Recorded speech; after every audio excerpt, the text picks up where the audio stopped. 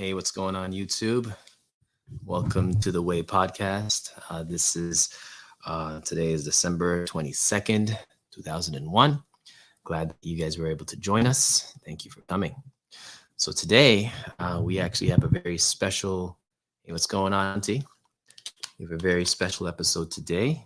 Let me start the recording because I didn't do that yet. What's going on? Powered by StreamYard. Welcome to the Way Podcast. This is Benagio. Welcome to our date is December 22nd, 2021. Thanks for joining us. All right, so we're good to go on all streaming platforms. Everybody, what's up? How was your week going? What's everybody doing? Today we have a very special guest. Our brother DA is coming through. He's going to be spitting some game about fatherhood. Last week, I just want to say a special shout out and thank you to the Hackman for having a conversation with me about fatherhood and what that means to him, and what type of learning lessons that he'd have for new fathers. So yeah, definitely want to give a shout out to him. Thank you so much, Hack, for coming through. And over the next week, we're going to have one more fatherhood series. I think it's important for us to navigate these conversations the right way. It's important for us to have meaningful dialogue, especially this time of year. There are a lot of folks who are going through a lot of emotional, situations. And it's just important to have positive content out here. I don't know how many of you are on Clubhouse, but if you are, you will notice that there are a lot of Clubhouse rooms with a lot of messy titles. I haven't actually been on Clubhouse for quite some time. Not because I don't like it, but just because it's just not one of the things that I have the luxury of being able to do right now because time is very tight. However, I do peruse every now and again. And one thing I have to make sure I'm mindful of in 2022 is where my energy is placed. What types of things am I putting my energy towards? What type of things am I allowing into my space? All of these conversations are important conversations to have. So with that being said, this conversation is going to be about fatherhood. One of the things, and before our guest comes on, I just want to give you guys a couple of quick things. For those of you who aren't fathers yet, right? But you're looking to either be in relationships or looking to build a family, start a family. One of the things that I'll say that fatherhood definitely will teach you is how much length and strength your patience has. There is different lengths and strengths to patience. And I think that, having a child definitely will pull at those lengths because children naturally are designed to teach us things. They're naturally designed to make us understand how little we do know. And they do that in many different ways. Sometimes it's in something as simple as the way that they ask for things in their childlike minds, and the way that they interact with you, and the way that they show you the needs that they have as opposed to, your needs, because you're living for your child. You're not living for yourself, right? Babies cannot, raise themselves. They need us, right? And that level of dependency really does play a role in your patience, because one of the concerns that I had as a new father going into this was, how will I know when my baby wants to be fed? How will I know when my child needs to be changed? How will I know when they're sad, when they're happy, when they need to be hugged, when they need to take a nap? Like, how am I going to know that if the baby doesn't talk English? That was a big question I had. And it was answered simply by just existing, by just being there and being present. I was able to see how my child would interact and communicate with me. And it's a very amazing situation because you really never know when you're going to get that space, but then it happens. And then you're like, wow, okay, great. Like, we did it. So one of the things that I'll definitely say for the folks who are new dads is that, what's going on, Mike Ozio? What up, brother? One of the things I'll say is definitely, know that it's a learning process. No one can really teach you anything about it. You just kind of have to learn as you are in it. And it's definitely one of the things that will grow your patience, because you have to be patient with yourself first. Like, you have to know that you're going into a situation without any prior knowledge for yourself. Like, you may have learned from your nieces and nephews, but you didn't have a baby 24/7 unless you babysat or had a nanny type of situation, and you were doing that, raising someone else's kids. You may have gotten a taste, but even their kids won't be the exact same as yours. So for all the parents in the room, I know I'm speaking like just natural stuff for you guys, and y'all both know what's up. But for young, new, expecting fathers, this is one of the conversations that we're going to have today. So I wrote down some questions for our guests, and I'm going to try to answer some of them ahead of time. And then when they come on, I'll ask them the same question. That way we kind of compare and contrast our notes. And again, all of these episodes are being streamed live on YouTube. If you haven't yet, please follow our station on StreamYard, follow our station on Spotify, and again, tell your friends about it. We're going to be uploading all of our content on there after every episode. That way, if you can't take it as a live on Instagram, you can, partake of these episodes on your own time. I think that podcasting is going to be a very beautiful thing, especially going into 2022, because there's a lot of free time that we'll have, commuting from point A to point B, or just going from here to there, and being able to interact with content is going to be at their fingertips. So definitely take a tune to that. Definitely want to shout out StreamYard. StreamYard is who we are powered by. They allow us to multitask and to multi-stream on different platforms. So definitely want to shout them out. If you've never heard of them, please, click StreamYard.com and you'll see a lot more of how you can get involved.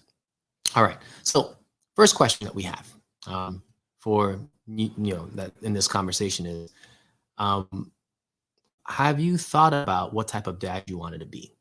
Right. So I've actually thought about this. And for me, one of the things that stood out about fatherhood was I always felt like I knew what type of dad I wanted to be. I always felt like I knew, that I'd be like my father and my mother, a little mixture of both. My father was very, very African. So, very stern, very like by the book type of guy. And then my mother was very fun. She's very Trinidadian. So very fun, loves to, have a good time, loves to, be funny. Like I wanted to be a mix of those two where you're able to have fun, but you're also able to be stern, right? So going into it, I always thought that that's how I would father. Now, being here, I've realized that I've had to adjust that principle in that process because, what I wanted to be and what I am are two different things. Like I wanted to be that stern and that fun, but I realized that I just have to be whatever balances out our situation. So if my wife is being stern, then I'm being fun. If my wife is being fun, then I'm being stern. So like I'm always trying to, instead of being both of those things at the same time, I realize that I need to complement the energy in my situation, right? Because it's all about giving that balance to the child. That's one thing that I would say definitely was different between the type of dad that I thought I was going to be and the type of dad that I am. And again, it's a work in progress. Like no one is a guru at fatherhood. Like everyone just kind of learns and grow at the same time. So one of those things that you just kind of have to figure out on your own. Let me see here. Hold on one second. Let's see if we have our guest is here today. Where are you, Mister? All right. I'm gonna have my my manager message our guest and say, "Hey, DA, where you at?" So yeah, he'll probably pop in whenever he gets the message. So we'll be ready when he gets here. So the second question is, how long ago did you think about that? How long ago did you think about being a parent? So this goes for both, the men and women in these relationships. Like, have you all thought about being parents like before the situation even occurred? There's some people who in life they have always wanted to be a mother, right? And it's just a matter of finding the right person and then being able to build the family out. I think that there's a difference between being prepared for being a parent and thinking through the process beforehand, right? Because you'll never be prepared to be a parent. It's just something that kind of happens and you have to kind of walk with it. But when it comes to thinking about it ahead and trying to like troubleshoot some of the things that you're going to experience, I feel like that's a very necessary thing to do to be successful because, I know my wife and I, when we started thinking about having kids, we started a fund for our daughter, right? Just so that we would be able to not be surprised by expenses, but be able to have those things on standby, ready to go. Whenever, she would need something, we would have that set aside. And that was something that was premeditated. Like we had to think through that and, figure out how to, prepare for something that's not even here yet.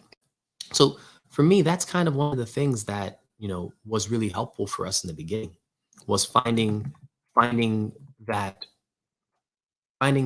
that planning, ahead of time and finding ways to do that. Like she would research different strollers. She would research, different types of cribs, the safety features of all these things. She would research, baby diets and what type of clothing they would need and the transitional phases between breastfeeding and bottle feeding and what are the advantages and disadvantages. So there was a lot of thought that went into it. And I left her in that space where she was able to kind of bring to me all the things that she was learning. And I was learning it as a sponge. I'm like, dang, like that's a lot, boo. Like we're learning a lot about this together. But she took it upon herself to do a lot of that advanced research. And for myself, I kind of just wanted to see it happen. But for me, I knew that financially I needed to make sure I was in the right space. So I kind of started making sure that I was saving a little bit more, that I was being more mindful with what I'm purchasing for myself individually. Because again, when you're expecting a child, that is an expense that comes. And for me, I'm a very financial minded person. So I just utilized my skill set, which was, hey, let's make sure we can budget this out. Let's try to figure out where we need to be with this, that, and the third. So what's going on, Elliot Major? Coldplay, my brother, what's going on, man? Long time, long time. We're talking about fatherhood today. You might want to tap into this conversation. Yeah, Coldplay is a gentleman that I met in Jamaica, newlywed, um, almost newlywed. I don't know if you guys got married yet, but definitely, we're talking about fatherhood and some of the do's and don'ts, and just some of the things that occur in the process of going from no child in a relationship to having a child and going through delivery. We're just going through some of those things together today.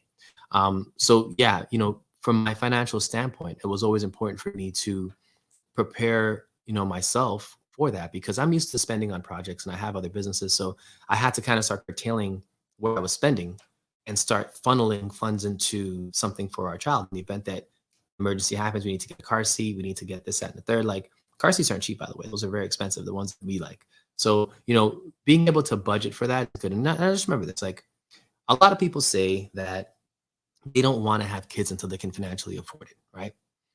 I'll tell you honestly that you can always afford a child. The question is, are you willing to give up certain things for the child's benefit, right? So, for example, let's say that you have a lot of habits and a lot of hobbies and things that you enjoy that cost money, right? Maybe golfing, maybe taking a lot of trips, maybe, having expensive memberships to certain things.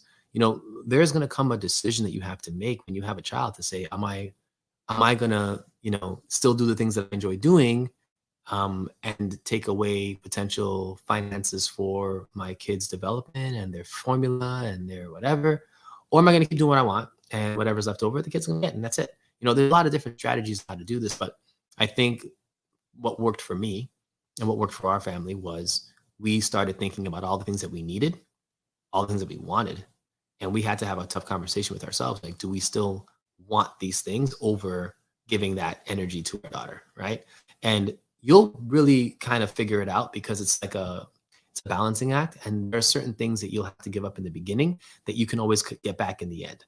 So it's never I had to give this up because I had a daughter or I had a son and I no longer have access to certain things. It's like, okay, I can just put pauses on these things until my family life is situated, and then I can move into it. So there's a lot of different ways to look at it, but being prepared and kind of having those thoughts ahead of time has really been a really successful thing for me. So I see my guest just popped in. What's going on, brother? Nice to see you. I'm gonna pull you up in right now. Hope you're ready, my man. Let me see. 1 second. We're gonna pull in our special guest. So our guest today is DA. Let me pull him up here. 1 second.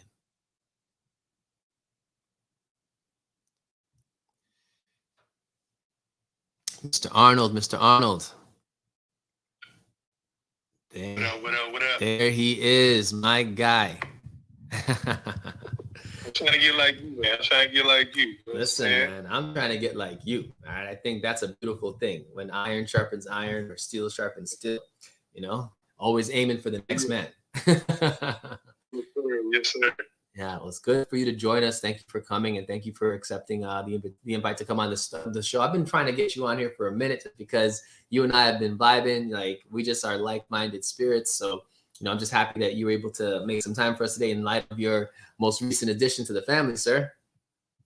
Man, thank you, bro. It's definitely fun. Like, I just been locked in, just making sure that wife is good.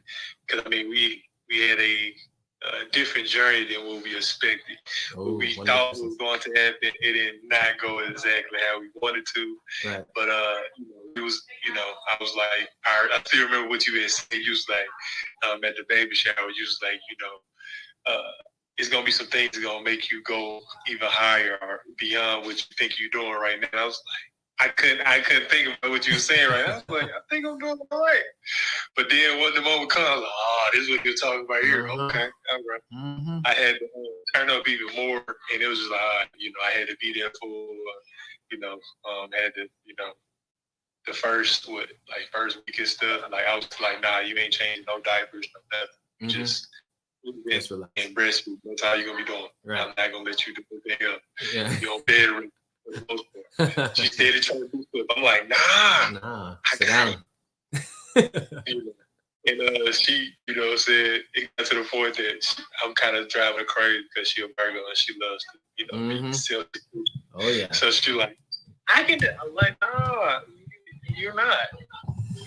So it's definitely something that I would tell all men to do. Is like at least get that month and a half to just spend time with your family. Whatever you can do. If you need to, I know in every state is different. Right. But I really believe that you need to, check with your boss or whatever and see if you can get your paternity leave. Get make sure that they try to look into that. I know every state is different. Right. I know in California that you depend on the employer, you should be getting paid. You can take paternity leave. I know in different states it's different.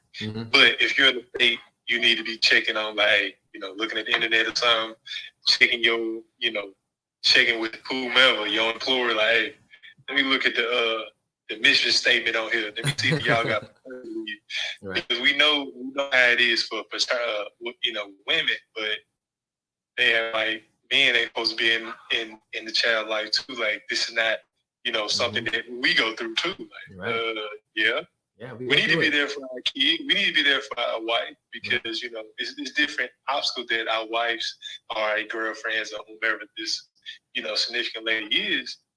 It's different, things. What if she had a C-section? She ain't gonna be able to move for a while. She ain't gonna be able to, take care of that baby like that. She's gonna be in pain or whatever. She may get hemorrhoids, or there's so many complications when she actually have that C-section.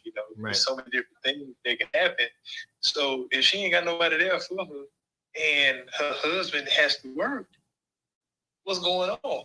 Right. Like, it's something that we gotta, really have initiative, and we need to start thinking about that. Especially men. I like it. I got some questions for you, brother. And I mean, you went straight in, which I love it. I'm like, this is what we wanted. This is why I wanted you on here, because again, this is right here. I remember going to your baby shower. And folks, just so you guys know, D and I, we've been like through Clubhouse together.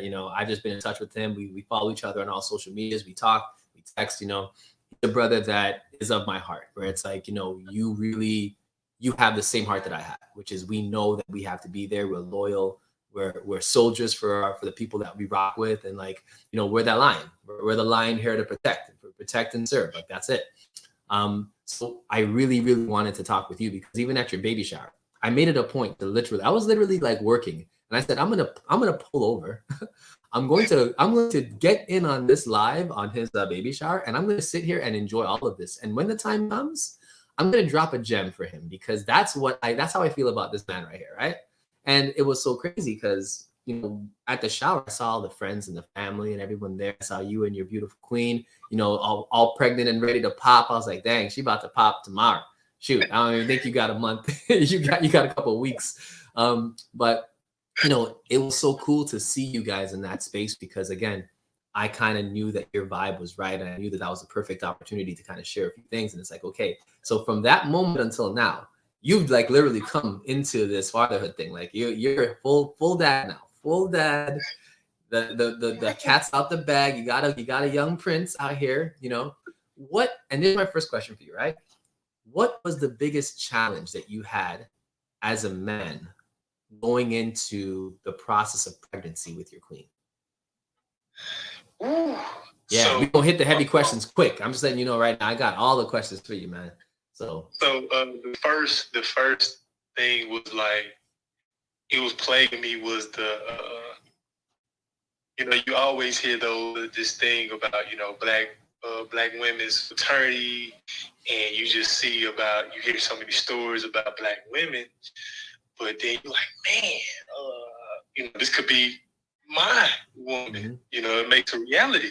So I had to get that voice out of my head. Like, nah, it's not going to be, my wife. Everything's gonna go good, even if we have to go to the extra procedure, the C-section, something like that. It's not going to be like that. She's pretty much healthy. We working with a team. We had midwives, Mm-hmm. and a doula, a postpartum doula, which I'm glad that we got.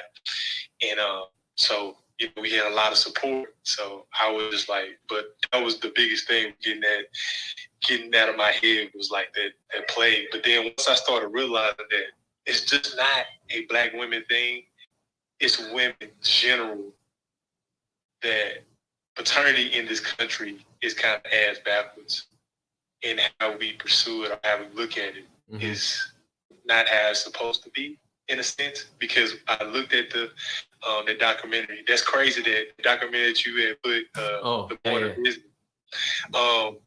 My midwives, they put us on that one, and it was another one that we had saw, orgasmic birth.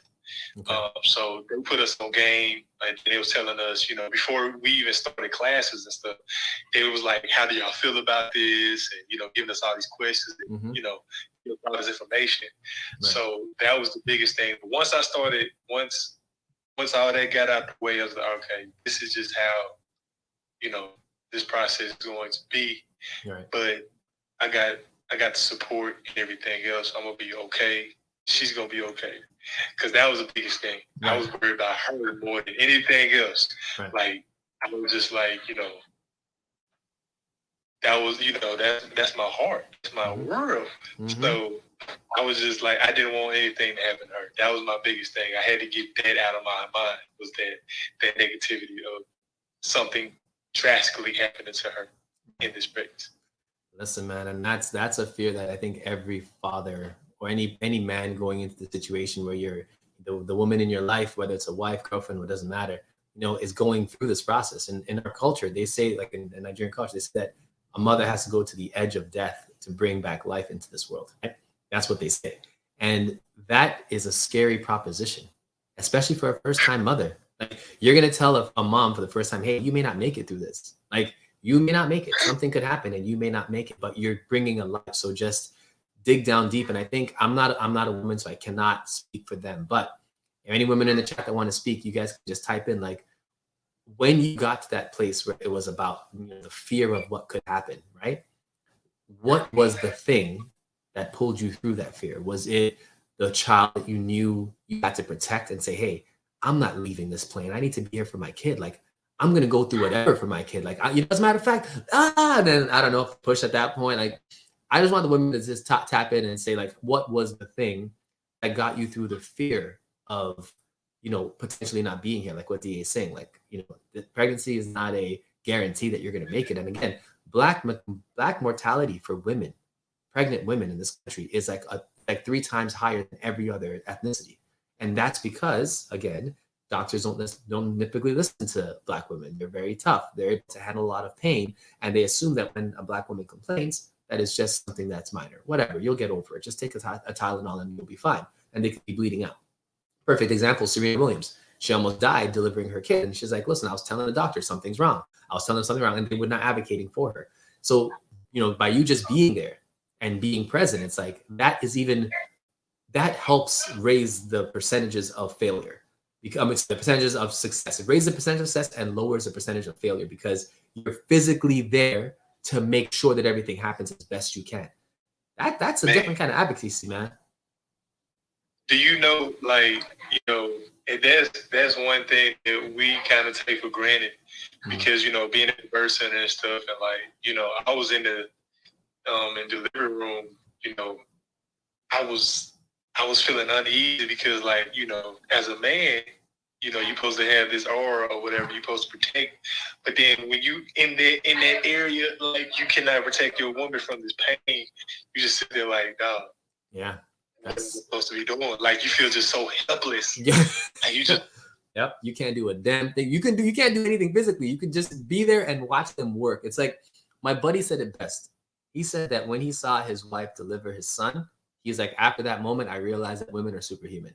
He's like, at that point, my level of respect for my wife went from just like 100 to 1,000,000, because he's like, after seeing that, he's like I just have a whole newfound respect for what women have to go through and what they do, and the level of determination, grit, and strength that they have to even get to that space, right? So, like, I don't know, maybe you have a similar revelation, but I had the same one too, man.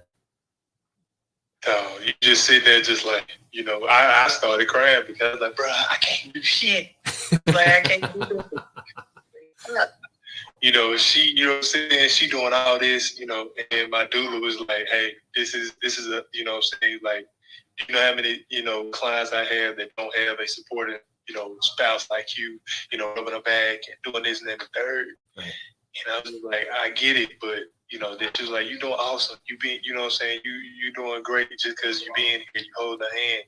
You in the trenches with her, what I'm saying? Whatever happening, like, you right there. Like, if she throwing up something, you pick it up. You right there.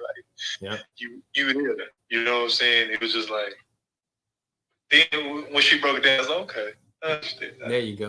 There you go. You know what I'm saying? It made me think, it was like, it's going to be there's going to be a time in my child's life that I'm not going to be able to, like, he riding a bike or something, but I'll be like, hey, I can't let him, I can't hold him forever. I got to let him, scrape his knee a little bit. I got to let him, get his head a little bit. Yep. A little tough. You got to be a little tough a little bit. So it made me, okay, it's bigger picture. It's like, this is her, going into motherhood. This is just something that she has to go through on her own. This has nothing to do with me. I had to get my ego and all that in check. Like, this has nothing to do with me. This is her. This is her moment. This is her, her journey. I'm just here, being a part of it. So, right. Amazing. I love that. So here's a question for you. Next question. Did any of your assumptions change along the way of what, your pregnancy journey was like? And I think you already mentioned this before. Like, you have the ideal of what you expect to happen, and then what actually happens is a different situation. So, man, it went like, so, we had a perfect birth center. We got 2 midwives. They both black. Yes. Get the melanin in there, brother. You know what I'm saying? We got a black dog.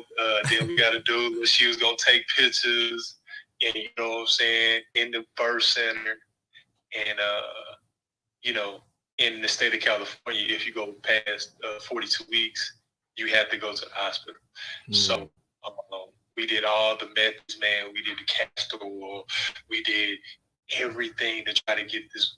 We did it's like a nice little cycle that you do, like go up the stairs, and she leaned over, stretching and all that type of stuff, just to, make the water break. Yeah. The water broke that Sunday, so we had like a day, and we was like, oh yeah, the water broke. We finna get ready to have active, and contraction was going, then it just stopped. So we was just like, oh man. So we was trying to see if we can get it back going. We could. So we had to go to the hospital. We go to the hospital.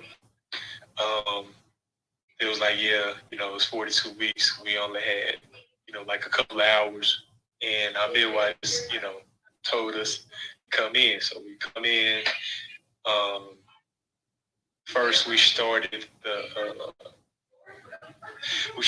a method that she takes for like 3 or 4 times to soften the cervix to see it be able to open up some, because she was not dilated. Her water broke, but she wasn't dilated. Right. So we did it first. That was working. Then we did the facility to see if that get it going. It would work. And we pretty much did everything we possibly could do for like a day. I mean, like 2 or 3 days, try to, every method. but we had to get the C-section, and we both cried, and we wasn't ready for it. We wanted to. The crazy thing was that our son, he was coming down, he was hearing us, but he was the opposite way because when we first saw him, he had a bruise on his nose because he was upside down instead of being the other way, so he can just come down the canal. So once we cut him out and everything, he had a little bruise on his nose. I was like, so he was the wrong way. He was down. He was head forward. He was head down, but he was just the opposite way. So he couldn't, smooth. He couldn't smooth it. How to use their neck to go through. He couldn't go through that way. So we had to go cut him open. And once I saw him, I was like, oh. But he knew my voice as soon as I saw him. I said, hey, Champ. He was like, hey. So the assumption that I had was like, oh yeah, we're finna go to the birth center. We're gonna be water. I'm gonna catch them. We're gonna do the leg clamping. Then I'm gonna cut the umbilical cord, and we doing a C-section. My wife's, she's had to go through that experience, and I was just right there, and I was like, hey, had to hold her hand. Once the baby came out, I was holding it for a second. Then I was like, hey, can y'all just put him over there? I didn't do with my wife because she was shaking. She was like, she was very uncomfortable. So I was like, it's my wife. 2 days, man. Yeah. She's first right now. Right. So, I looked him, clean him up with everything, which, I didn't want because I wanted him to have all that stuff on him. All that stuff on him. Let it, just draw because I wanted him to have that, but it's the hospital, so I can't too bossy. But we did get the placenta, which I love. Right. So we got the placenta, and we actually got him the pills now, so she takes them now. Okay, good.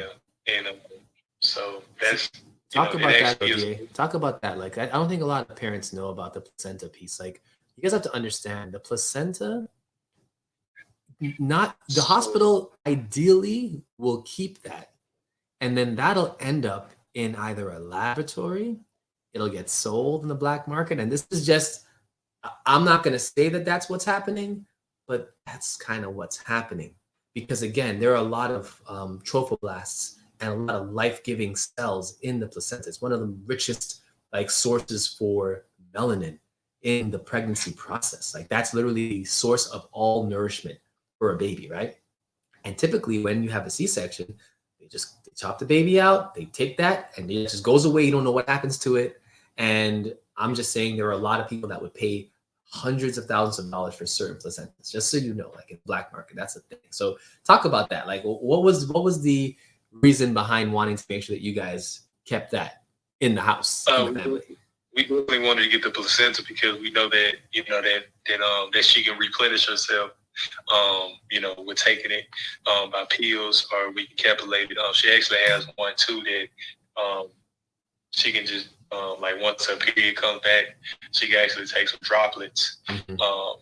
It's pretty much just alcohol and then a little bit of placenta, and it's good for the rest of her life. It's good for for life, and it's good because it also helps you out with joint pains and all that good stuff too. That's why a lot of it's just like stem cells. Like if you ever heard of that woman, the hospital. I can't think of the hospital name right now. Henrietta Lacks? That's it. What's her name again? Henrietta Lacks? You talking about her? The girl with the lady with the cell? That's Henrietta Lacks. If y'all don't know that, her stem cells are still being tried on today. Yep. You know what I'm saying? So the same thing is pretty much with your placenta because it's kind of like stem cells. It's youth stem cells. So if you don't get it, then the hospital is just pretty much going to use it to run tests on it and give it to other people that's really advocating for it. So I would say that regardless of what your plan is, when you go to the hospital, regardless of your birth plan, you need to have a birth plan. You need to have it written down, and you need to know the alternatives, and also know, also have a doula. I would say always have a doula. Why? Because one thing about me, I didn't know nothing about the shot. All I know is penicillin and all that. I didn't know nothing about, you have to get a shot, epidural and all that. Mm-hmm. Of course, I didn't know nothing about that. And a lot of times you get scared because you hear all the horror stories about it. But a lot of people don't understand that, hey, you need some fact cards about it. So one thing that my doula did was, she gave some cards that I could read. I was like, oh, it's not as bad as I thought it was, Right. Though it could be. But I think that's a big thing to have somebody that can advocate for you, and actually teach you and walk you through. Hey, this is what this process is about. If you're going to get the epidural, this is why. If you're going to get a C-section, this is why. Not because we're going to manually we're going to manually break your water, because a lot of times they be like, oh yeah, I'm tired of pregnant or blah blah blah. Right. No. And then also a good thing that I do for you also is once you have the baby, they can actually help you out with latching on to maybe how to latch, lactate, breastfeed and stuff like that. Mm-hmm. Lactation counseling, that's a huge thing, especially for breastfeeding babies is the most important transfer of nutrients that they're going to have post placenta being removed. So it's those nutrients and those transfers from mom to baby, there's nothing that can replace that. There's no formula on the planet that is as good as breast milk.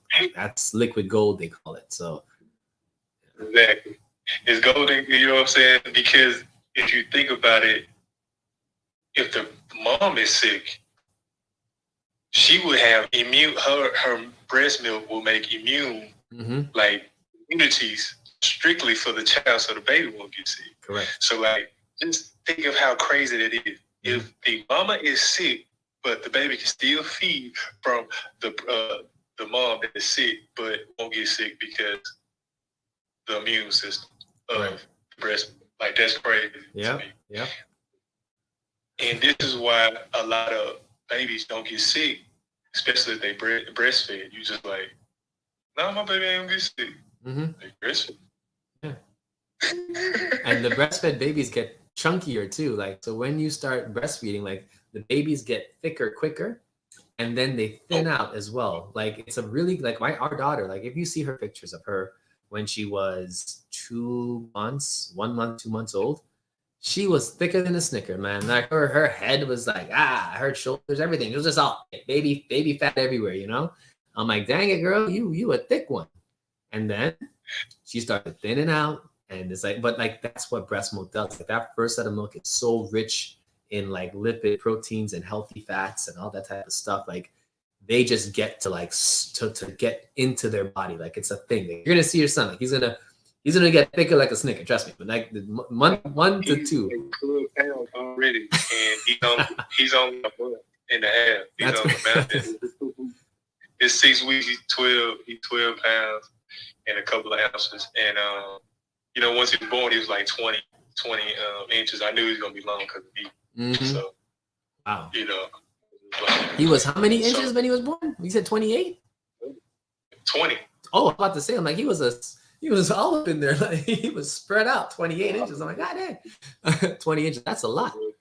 That's a lot. Yeah, now when I pick him up, when I grab him, he's his head be right here, his feet be almost in my stomach. Close to my thighs. I'm bro. Right. I don't know how this gonna work once we. It's gonna work. Trust me, you're gonna make it work.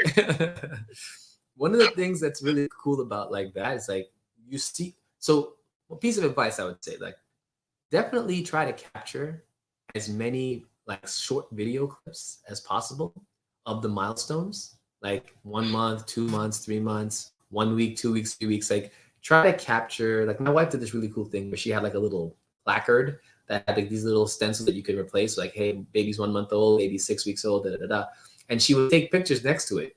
Baby be laying down, placards there with the little age, whatever. And at the time I was yo, why are you wasting camera footage on placard pictures, right? But then long story short, 9 months down the road, 10 months, 11 months, you're getting ready for a 1-year party. You're yo, which pictures do we have of our baby? And she has an entire album of baby pictures from herself. And I'm ooh, so you already know why. So on that, my wife take how many pictures a day. I'd just be holding them, I'd be all engaged, Yeah, I you're really don't like, be that's having what I'm saying. fun, I'd be great. But she'd be taking pictures of us. I'm like, okay, cool. Yeah. Then like, look, Take them all. Oh, take them all. Trust me, this thing happens quick.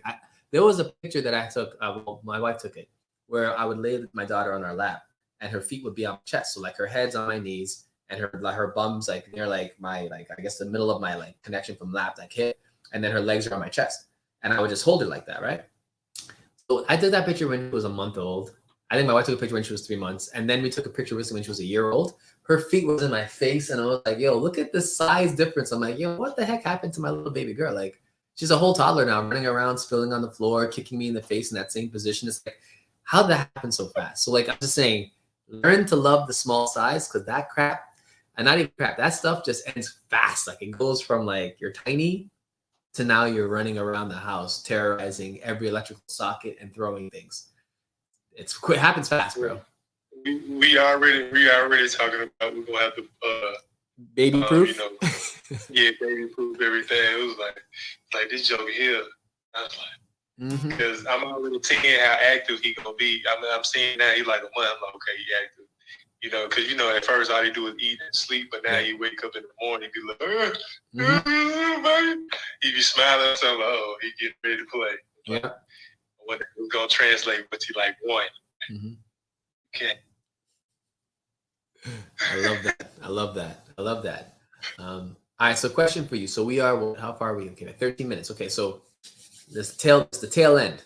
So what 3 tips would you give expecting fathers regarding the process that you've just experienced?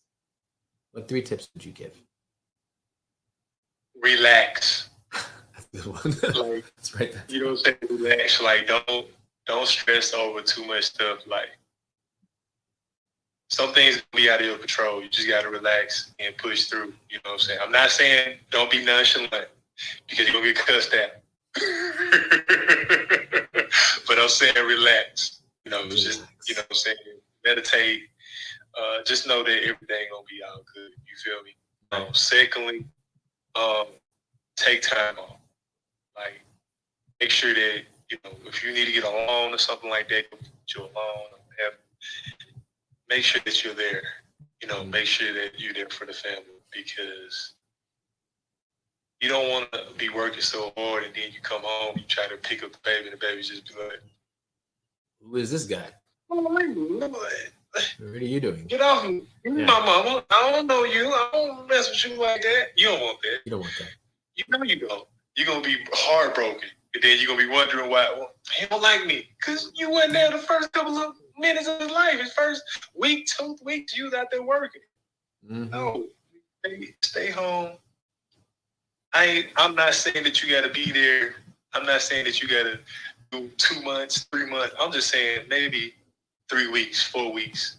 Just so you and your baby time, you know what I'm saying, that baby knows that you're daddy. Like, oh, okay, this is my daddy. He picks me up, he walked me around, he burped me a little bit, he changed my diapers, he do something, so okay, now I know who this guy is. You know what I'm saying? And last but not least, find you a group of men that you can talk to. Because don't be trying to do this by yourself. You need other men to like interact with, other dads or whatnot. I'm glad I got this group out here. They actually got this new, I don't know if it's a new app, but it's an app called Discord. And it's like, we have like 30 different topics at like one time, on one thing, which is cool. And so, and I'm proud of it. It's Donuts with Dads. I missed the last event, but they had an event that was actually donuts involved, and then they went hiking, and they also they had a therapist there to like talk or whatever. They just hung out, So the next one I'll probably go, but I just had to That was when she was hurt a little bit. So I was like, nah, I wasn't gonna go nowhere. When, Right. Baby was hurt. So, Right. So yeah, but we always be chopping it up about everything from sports to we do on Saturdays we have like a Zoom. We just check in and just be like, what how was your week or whatever the case may be, just chip it out and stuff like that. So definitely find you a dad group that you can hang out with, that you can talk about some stuff and be vulnerable with, Right. because it's one thing to do it with your wife and your spouse or your girlfriend, but it's different when you have other men that's been in the same situation or in that same situation. Oh man, we ain't got no sleeping. Woo woo woo. Yeah, that's how it be. You know what I'm saying? It's gonna be no jokes with us because dad jokes. Right. Like, don't start with them dad jokes now, brother. I got a bunch of them. Trust me, I've been dad joking for a minute now. I got some good ones. You know what I'm saying? How it is, especially breastfed dads. You already know how they kind of look at you like, all right, you cool, but give me back to my mom. You know what it is. Oh yeah. They already know. I told my wife sometimes, like, when it comes to putting the baby to sleep, I'm like, there was a time where the baby wouldn't even look at me. She's like, unless you have what mommy has, you don't need to be holding me at nighttime. I need to go to bed. Like, wife, here's the child. hand her to you. There you go. But why can't you do it? I'm like, because I don't have what you got. Here you go. Liquid gold. You'll get that gold. Oh yeah. There's times we breast pumping a little bit, so he actually takes the bottle. So I've been feeding him now. We trying to start him early. Right. So she started going back to work or whatever. Transition. Yeah, so we can transition, because we don't want him to be like, it's 3 months. Like, what mom at? Yeah, like, hold on. Yeah. You're not feeding me unless I see a boob. Where's the boob? Yeah. I like that. Okay, so I love those 3 tips. So the 3 tips were for fathers: relax, be present for the month of the weeks after the baby's born with the mommy, and then find a group of men that you can talk to and continue to chop it up and learn. And those 3 tips are amazing because, again, this is a journey for everyone. Like, it's literally a journey, and if we don't have a support system in place, and not everyone has big family or has family that's able to come by. This is COVID. It's not like you can really have all of the people and community that we typically have back in the day. So, like, finding new ways to do it digitally is really, really key. And I think, again, in 2022 it's going to be more of the same, because this variant's not going anywhere. The virus isn't getting any weaker. So we're going to have to make sure that we have things like Discord and other ways where we can collab and connect virtually, because the support is still needed. And I think men don't really talk about their feelings and emotions enough when it comes to the process. Like, this is draining for the women physically and emotionally, and for husbands and fathers, like, it's also draining for you as well, because you have all of this pressure and stress. Like, you're trying to make sure that everything's good for your wife, trying to make sure that everything's good for your woman, for your lady, for your queen, trying to make sure that the baby is okay, trying to make sure you're making the money, you're protecting, you're doing all these things. There is a level of pressure and stress that men have that we don't talk about. I think that because we're men, we're not supposed to talk. We're not supposed to have feelings. We're not supposed to cry over certain things. We're not supposed to complain about things. But it's like, yo, this is tough. When they say we are pregnant, it's a real thing. Like, we're both pregnant. You're carrying the child, but I'm carrying you. Like, I'm carrying you and the baby. I'm carrying everything around you, because you can't drive. You can't take yourself nowhere. I gotta take you. Sometimes you can't, clean up. I gotta clean up. You can't. I gotta cook. Like, you know what I mean? There is a level of cohabiting that is required, like, but it's a stressful thing. And I think if more men had access to, like what you're saying, that group where you could talk to people who are having similar experiences and just share those stories and just get that encouragement, it makes the process even more fulfilling, because you realize that this is just a part of the journey. You know what I mean? Enjoy it, embrace it. And you're talking to people who've already gone through it, and they're giving you that type of wisdom. Like, I love that 3rd one. That was amazing. Yeah, man. I'm glad. I'm so glad. The crazy thing is, what's called, they told me about it. That's what's crazy about it. My midwives, they was like, "Oh yeah, we get this group, Donuts with Dads. Yeah, you should check it out." I was like, first I was like, okay, And I said, oh, okay, this is pretty dope. And it's funny though, like every time I go to the point, it's like you make a impression with everybody. Every time I go somewhere, they be like, oh yeah, Daryl. He was like, yeah, from Mississippi, yeah. I only been on that like a couple times, but I always stand out because I take a couple of things and whatnot. So I was like, okay, cool, That's funny, man. Yo, I feel like you definitely stand out because again, the way that you are, just your energy, people will get it. Once they hear you, they know it's you. Like you got a very unique sound, my man. So definitely, kudos to you on that. So yeah, so well, we have 4 minutes left. Definitely want to kind of wrap it up. So, sir, first and foremost, definitely want to thank you for taking the time out of your very busy fatherly schedule to spend some time with the Way Tribe and giving us a little bit of the gems that you've experienced and that you've gone through in your journey. I definitely respect you. I appreciate everything that you're doing, even outside of these conversations. I know that you're always you in every space that you're in. And I know if you're you in every space, those spaces are blessed. So definitely just want to thank you for being yourself and for giving us a bit of that energy tonight. Because again, there are going to be men who are going to listen to this and they're going to be inspired by some of the wisdom that you imparted, especially with the 3 tips and just your journey, knowing that you may have the best of intentions for your plan, but sometimes you have to prepare for what you're not expecting. And that is the 101 story about being a dad, being a mom for the first time. You're not going to know what the journey is like until you live it. So all you can do is prepare as best you can, have your plans, have your doula, have your midwives, like get the support around you. But just know that you still have to live through the experience, and it's going to be one that's unique to you. One has the same birth journey. Everyone's journey is going to be slightly different, even though they may have some similarities. But one thing that can be consistent is you having access to what we're talking about right now ahead of time.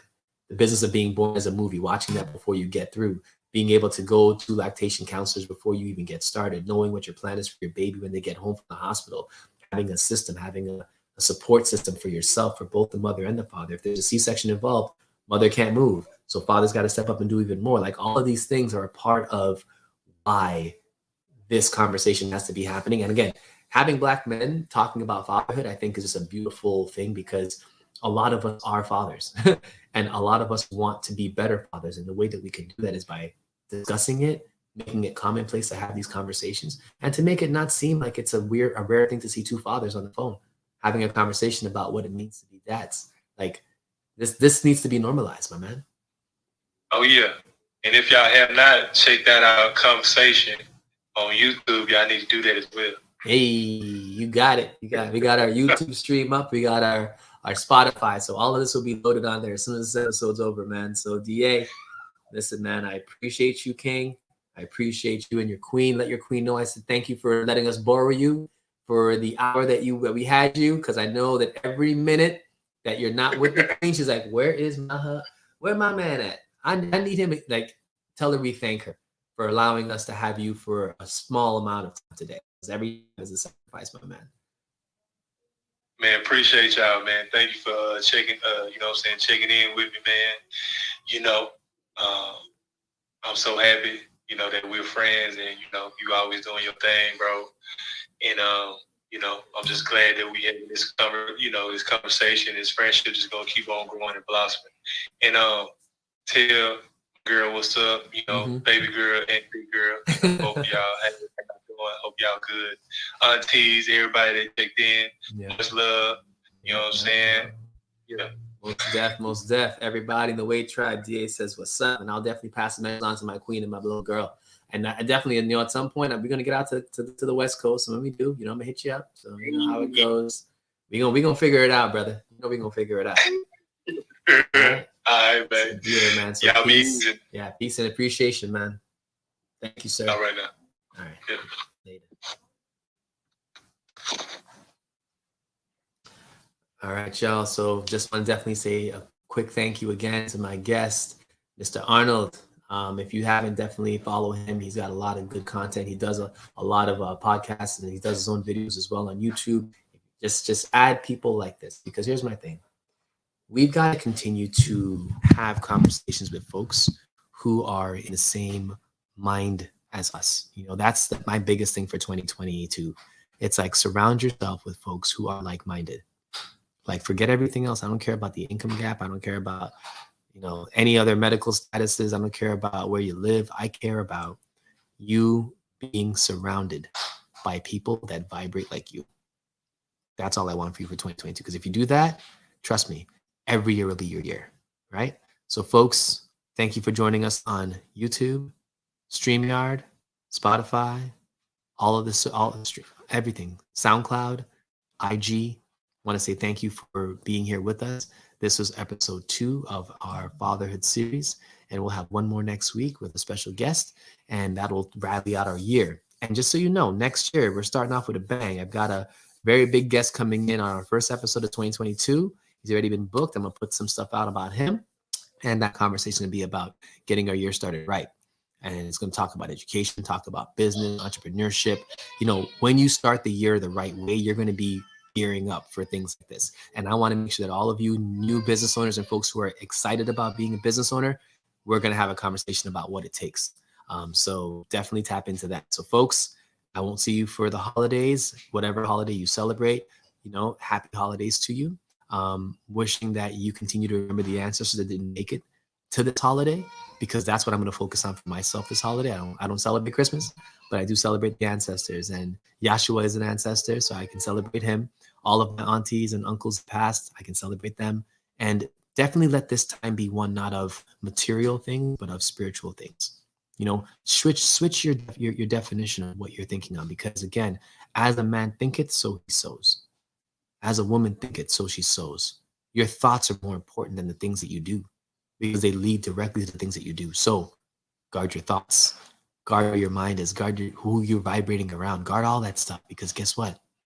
That's going to be exactly what you harvest in 2022. Your thoughts become things, your things become manifested, and then you get to now partake of that gift. So folks, thank you again for joining us on all of our platforms. Please continue to follow us, like us, and tell your friends about us. And next year, again, like I said, we're going to be doing it big. So appreciate, value, and love you all. Thank you for being with us. And again, have a wonderful and amazing holiday time. Peace.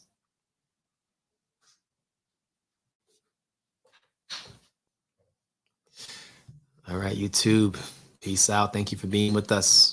Everything is stopped. You guys are always the last one on the hill, so I gotta keep you guys chilling. If you haven't, definitely check out our website. We've got all of our episodes lined up. That was our last episode last week, and definitely we're going to be doing our financial literacy course.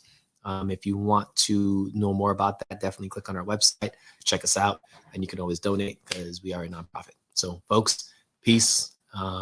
Be loving to each other. Be loving to yourself. And again, let this year end on a good note, no matter what it is. Make sure the note is good. Make sure that you're thinking about that note ahead of time. Peace, value, and love, y'all. Be safe. Till the next time. Peace.